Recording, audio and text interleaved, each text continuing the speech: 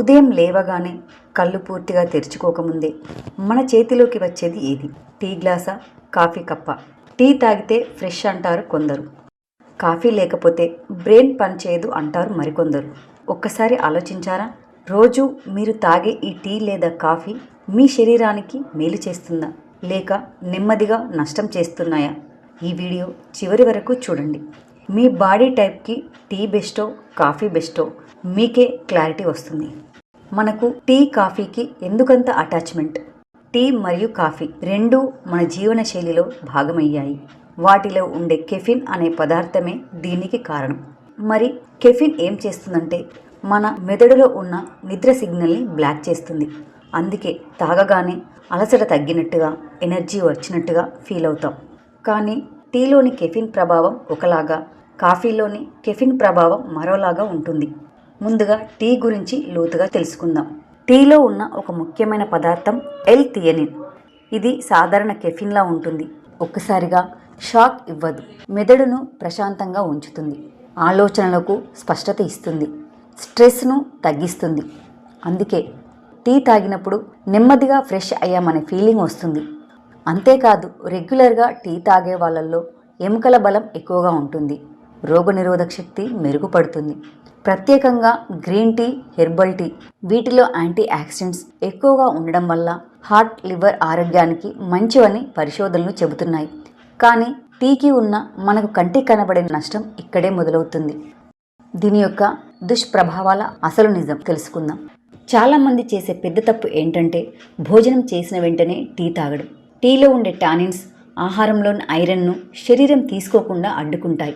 ఫలితంగా iron absorption 62% వరకు తగ్గిపోతుంది. అలసట, బలహీనత, అనీమియా ఏర్పడతాయి. అందుకే డాక్టర్లు చెప్పేది ఒకటే, భోజనం చేసిన వెంటనే టీ వద్దు అని. ఇప్పుడు కాఫీ వైపు చూద్దాం. కాఫీ ఎనర్జీ డ్రింకా, మెడిసినా? కాఫీలో ఉండే కెఫిన్ టీ కంటే బలంగా, వేగంగా పనిచేస్తుంది. మెదడును ఒక్కసారిగా అలర్ట్ చేస్తుంది, మెటబాలిజాన్ని పెంచుతుంది, ఫ్యాట్ బర్నింగ్కి సహాయపడుతుంది. అందుకే జిమ్కు వెళ్ళే వాళ్ళు వర్కౌట్ ముందు బ్లాక్ కాఫీని తాగుతూ ఉంటారు. అంతేకాదు, రెగ్యులర్గా కాఫీ తాగడం వల్ల టైప్ 2 డయాబెటీస్ రిస్క్ తగ్గుతుంది, హార్ట్ డిసీజెస్ అవకాశాలు తగ్గుతాయి, పార్కిన్సన్స్ వంటి న్యూరో సమస్యలకు రక్షణ ఉంటుంది. అంటే సరైన మోతాదులో తీసుకుంటే కాఫీ ఒక మెడిసిన్ లాంటిదే. కాఫీ ఎక్కువైతే ఏమవుతుంది? రోజుకి 4 కప్పుల కంటే ఎక్కువగా కాఫీ తాగితే గ్యాస్ట్రిక్ సమస్యలు మొదలవుతాయి, అసిడిటీ, హార్ట్ బీట్ పెరగడం, నిద్రలేమి వంటి సమస్యలు వస్తాయి.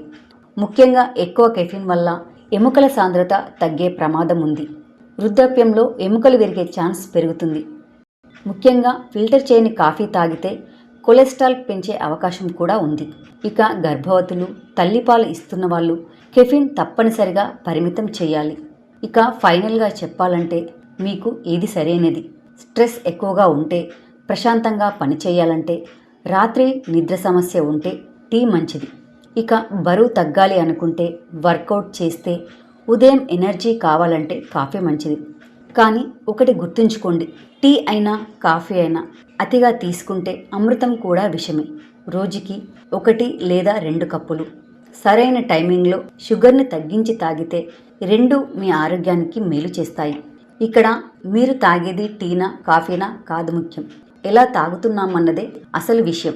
ఈ వీడియో మీకు ఉపయోగపడితే లైక్ చేయండి, షేర్ చేయండి, అలాగే సబ్స్క్రైబ్ చేయండి.